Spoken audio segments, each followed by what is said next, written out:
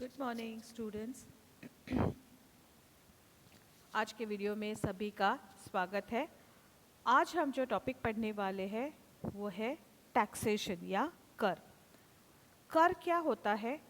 कर जनता पर लगाया गया है एक अनिवार्य भुगतान है, यानी कि एक कंपलसरी पेमेंट है।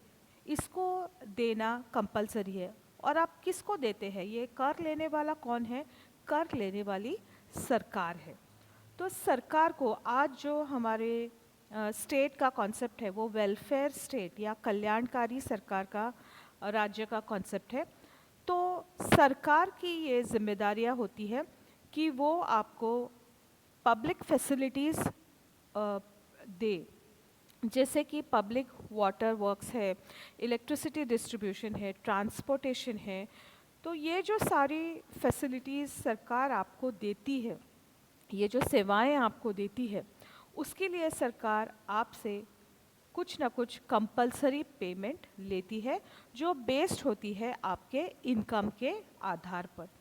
तो इस तरह से ये एक कंपलसरी पेमेंट है, ये एक दंड नहीं है, परंतु ये एक कंपलसरी पेमेंट है। और इसके बदले में आपको क्या मिलता है ये निश्चित नहीं होता है। जैसे कोई कहता है कि मैं इतना टैक्स दे रहा हूँ, तो इसके बदले में मैं क्या क्या उपयोग कर रहा हूँ, अगर मैं कुछ नहीं उपयोग कर रहा हूँ तो मैं टैक्स क्यों दूँ? इस तरह के सवाल नहीं होते। ये एक कंपलसरी पेमेंट है without any direct quid pro को, मतलब कि इसके बदले में एग्जैक्टली आपको क्या मिल रहा है ये आइडेंटिफाई नहीं होता है। और ये सरकार को दिया जाने वाला एक अनिवार्य अंशदान है, जो सामान्यतः सामाजिक कार्यों पर व्यय किया जाता है। तो डाल्टन क्या कहते हैं कि ये एक अनिवार्य अंशदान है, भले ही इसके बदले में करदाताओं को इतनी सेवाएं प्राप्त हो या नहीं हो। बेस्टेबल के अनुसार कर किसी व्यक्ति या व्यक्तियों के समूह की संपत्ति का वह भाग है जो सार्वजनिक सेवाओं को चलाने के लिए अनिवार्य रूप से वसूल किया जाता है। शिराज ने भी करों की परिभाषा जो की है वो इस तरह से है: कर सार्वजनिक अधिकारियों द्वारा वसूल किया जाने वाला वह अनिवार्य भुगतान है जो सार्वजनिक भलाई के खर्च को पूरा करने के लिए किया जाता है और उससे कोई विशेष लाभ प्राप्त उससे कोई संबंध नहीं होता है। तो अब ये जो टैक्सेशन है, इसके कुछ सिद्धांत हैं जिन्हें हम इंग्लिश में कहते हैं canons of taxation. Adam Smith ने 1776 में एक पुस्तक प्रकाशित की थी, an inquiry into the nature and the causes of wealth of nation, मतलब कि राष्ट्र के धन के स्वरूप एवं कारणों की खोज, जिसमें उन्होंने इन सिद्धांतों का प्रतिपादन किया है। ये सिद्धांत क्या है ये हम एक एक करके पढ़ते हैं। पहला सिद्धांत है कैनन ऑफ सर्टेनिटी या निश्चितता का सिद्धांत। इस सिद्धांत के अनुसार कर की दर, भुगतान का समय, भुगतान करने की पद्धति, उसकी राशि और कर से संबंधित जो भी क्वेश्चंस है उनके आंसर्स क्लियर हो, सर्टेन हो, निश्चित हो, स्पष्ट हो। इसमें किसी भी तरह की कोई दुविधा नहीं होनी चाहिए, न करदाता के सामने न कर लेने वाले के सामने।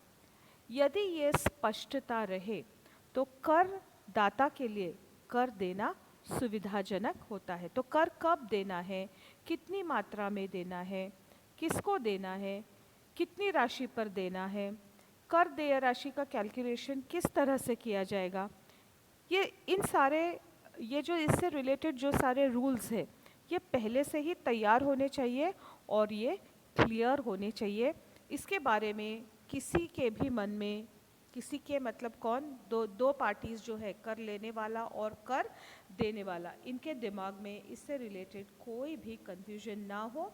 यदि इस तरह की सर्टेनिटी हो तो कई विवादों से बचा जा सकता है और कर देने में सुविधा भी होती है। अब जो नेक्स्ट है वो है समता का सिद्धांत, यानी कि कैनन ऑफ इक्वालिटी। तो जो कर लिया जाता है वो जनता से लिया जाता है। अब जनता में कुछ लोग ऐसे होंगे जो उस कर को दे सकेंगे, जिनकी आय उतनी है कि वो कर को दे सके, और कुछ लोग ऐसे भी होंगे जो कर को देने में सक्षम नहीं है। तो यहाँ पर इस तरह का कोई डिस्टिंक्शन नहीं है कि जो व्यक्ति कर दे नहीं रहा है या कम कर दे रहा है वो सरकारी सुविधाओं का फ़ायदा नहीं लेगा। वो व्यक्ति जो कर दे रहा है वो भी रास्ते का लाभ उठाएगा, वो भी पब्लिक लाइट्स का लाभ उठाएगा, वो भी वाटर सप्लाई का लाभ उठाएगा, इलेक्ट्रिसिटी सप्लाई का लाभ उठाएगा, और जो नहीं दे रहा है वो भी इन सेवाओं का लाभ उठाएगा। तो कर कितना लगाया जाए ये उस व्यक्ति के कर देने की क्षमता पर तय होगा। और हमेशा जब कर लिया जाता है तो एक अनुपयोगिता पैदा होती है या असंतोष पैदा होता है देने वाले के मन में, क्योंकि वो काम कर रहा है और काम करके मेहनत करके वो अपनी आय को अर्जित कर रहा है। तो जब इस अर्जित आय पर सरकार कर लगाएगी तो असंतोष पैदा होना स्वाभाविक सी बात है।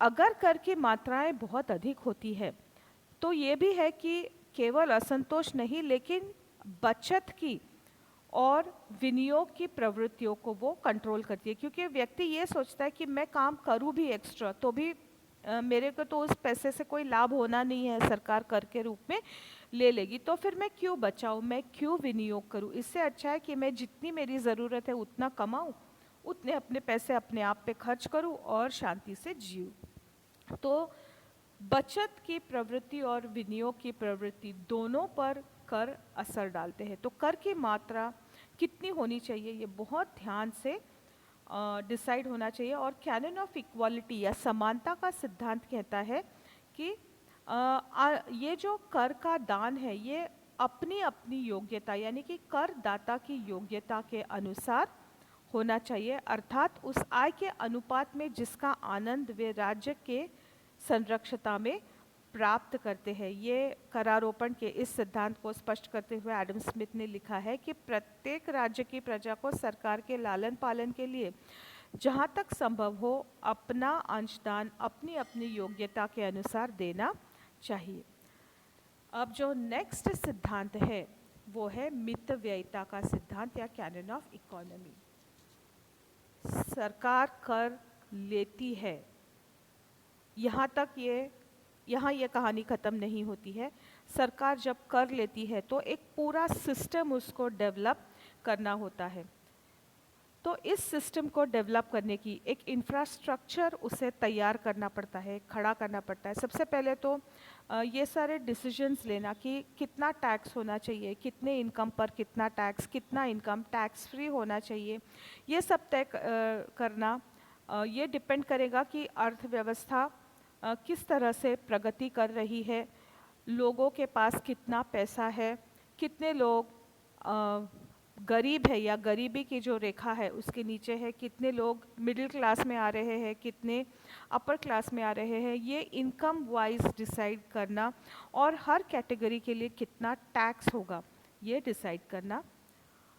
उसके बाद जो इंफ्रास्ट्रक्चर की हम बात कर रहे हैं, इंफ्रास्ट्रक्चर प्रोवाइड करना पड़ेगा।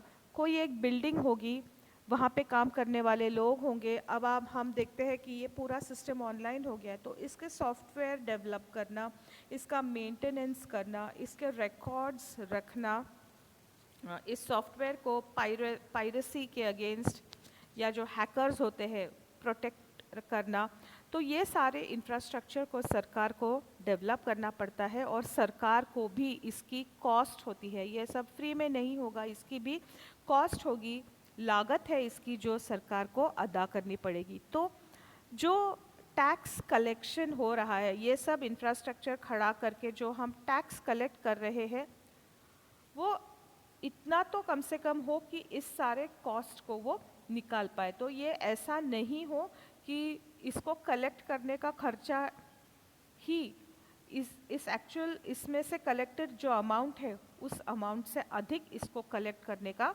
खर्चा हो रहा है। तो ये है मितव्ययिता का सिद्धांत कि मिनिमम एक्सपेंडिचर हो, इस कलेक्शन में मिनिमम एक्सपेंडिचर हो। इसके बाद है सुविधा का सिद्धांत। इस सिद्धांत के अनुसार टैक्स पेयर को सुविधा होनी चाहिए, भुगतान में यदि असुविधा होती है, अगर ये प्रोसेस पहले ऐसा होता था कि ये प्रोसेस काफ़ी कॉम्प्लिकेटेड होता था, घंटों तक लाइन में खड़ा रहना, फॉर्म भरना, फिर उसका चेकिंग करना। अब ये सब अगर ऐसा होगा तो एक नेचुरल टेंडेंसी होगी कर अपवंचन की। मत भरो, मत ही दिखाओ। टैक्स ना भरना पड़ेगा, ना ऑफिस में जाना पड़ेगा, ना लाइनों में खड़ा होना पड़ेगा। तो कर अपवंचन के प्रति जो टेंडेंसी है ये बढ़ जाती है। तो असुविधा नहीं होनी चाहिए, इजी होना चाहिए, भुगतान इजी तरीके से होना चाहिए। अगर जैसे कि टैक्स डिडक्टेड एट सोर्स है, जो सैलरी लोग हैं उनको सैलरी मिलने से पहले ही टैक्स कट जाता है, तो ये इजी हो जाता है। और अगर ये इजी रहेगा तो लोग टैक्स भरेंगे, अन्यथा टैक्स इवेजन की प्रवृत्ति, अपवंचन की प्रवृत्ति बढ़ेगी।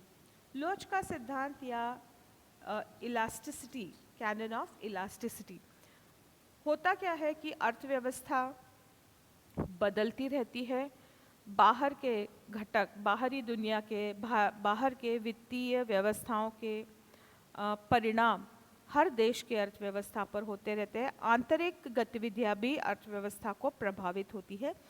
तो आवश्यकता के अनुसार करारोपण की जो ये जो सिस्टम है, इसके जो रेट्स है या ये पूरा जो सेटअप है, इसमें परिवर्तन करने पड़ते हैं। तो ये लोच या इलास्टिसिटी का कॉन्सेप्ट होना चाहिए कि जब जैसी ज़रूरत हो वैसे इसको बढ़ाया जा सकता है या घटाया जा सकता है। इसमें ज़रूरत के अनुसार चेंजेस किए जा सकते हैं। तो ये है लोच का सिद्धांत। अगर ये लोच नहीं हुई, अगर ये सिस्टम रिजिड हुआ, इसको चेंज करना बहुत मुश्किल है, तो ये सिस्टम फेल होने वाला है, क्योंकि ज़रूरतें जब बदलेगी तो इस सिस्टम को भी बदलना पड़ेगा।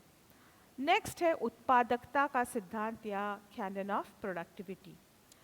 हमने ऊपर पढ़ा कि सरकार जो कलेक्ट करती है लोगों से, इस अमाउंट को वेलफेयर स्टेट में सामाजिक काम जो है, पब्लिक वर्क, उनके लिए खर्च किया जाता है, उनके लिए इसको व्यय किया जाता है। अब ये जो पब्लिक वर्क है, इसमें दो कैटेगरीज है, एक है प्रोडक्टिव और दूसरा है अनप्रोडक्टिव।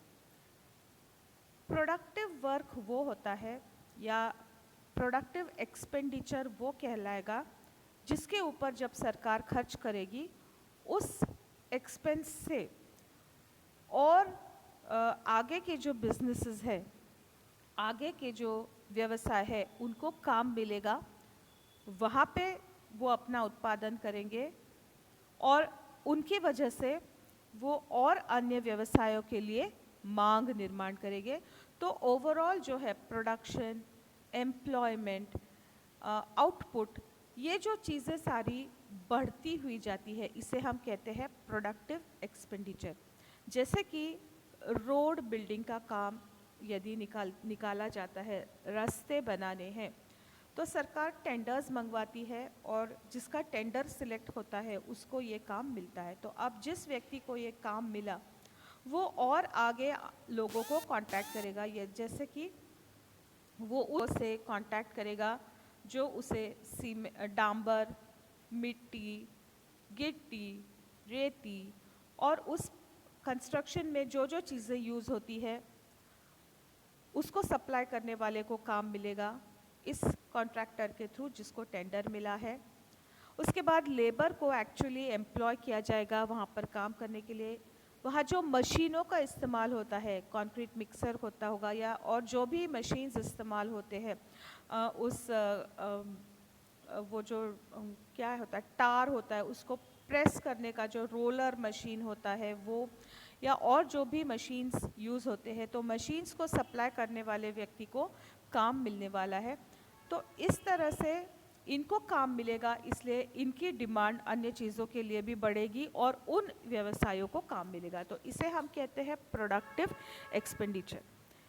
लेकिन कई बार जो सरकारी एक्सपेंडिचर है वो अनप्रोडक्टिव भी होता है, मतलब कि ये और आगे उत्पादन को या एम्प्लॉयमेंट को या प्रोडक्शन को या आउटपुट को नहीं बढ़ाता है। जैसे कि सरकार मिड डे मील्स पर खर्च कर रही है, या वृद्धाश्रमों पर खर्च कर रही है, या अनाथ आश्रमों पर खर्च कर रही है, तो इकोनॉमिक्स के अकॉर्डिंग भले ही ये अनप्रोडक्टिव एक्सपेंडिचर हो, लेकिन ये कुछ ऐसे खर्चे होते हैं जो एक वेलफेयर स्टेट को करने पड़ते हैं। तो इस तरह से कर प्रणाली का संबंध केवल कर देने एवं कर एकत्रित करने तक सीमित नहीं होता है, लेकिन एकत्रीकरण कर की लागत पर प्राप्त कर की राशि का आधिक्य होना भी उत्पादकता के रूप में देखा जा सकता है। इसके साथ उत्पादकता का सिद्धांत भविष्य में करारोपण की प्रवृत्ति में वृद्धि बनाए रखने पर जोर देता है। यह सिद्धांत उत्पादकों की उत्पादन वृद्धि, आय एवं बचत में वृद्धि की प्रवृत्ति एवं उपभोग पर भी सकारात्मक प्रभाव डालता है। अब नेक्स्ट जो कैनन है वो है विविधता का सिद्धांत। अब एक गतिशील अर्थव्यवस्था में करारोपण महत्वपूर्ण स्थान रखता है। तो ये जो गवर्नमेंट के सोर्सेज है टैक्स कलेक्ट करने के, वो कई सारे होने चाहिए। अलग अलग स्रोतों से सरकार अपने कर की आय को प्राप्त करे। हालांकि ये सच है कि इनकम टैक्स एक मेन सोर्स है टैक्सेशन का, लेकिन इनकम टैक्स के अलावा wealth tax, gift tax, service tax, entertainment tax, इस तरह के कई सारे टैक्सेस होते हैं। तो इसमें विविधता का सिद्धांत देखने को मिलता है कि अनेक तरह के स्रोतों से सरकार अपने कर की आय को प्राप्त करती है। और भी सिद्धांत है जो करारोपण के न्याय संबंधी सिद्धांत के नाम से जिन्हें हम जानते हैं, तो उनके बारे में हम पढ़ेंगे अगली क्लास में। ये मैं उम्मीद करती हूँ कि आपको समझ में आया है, और अगले वीडियो में हम फिर मिलेंगे। Bye bye, see you soon.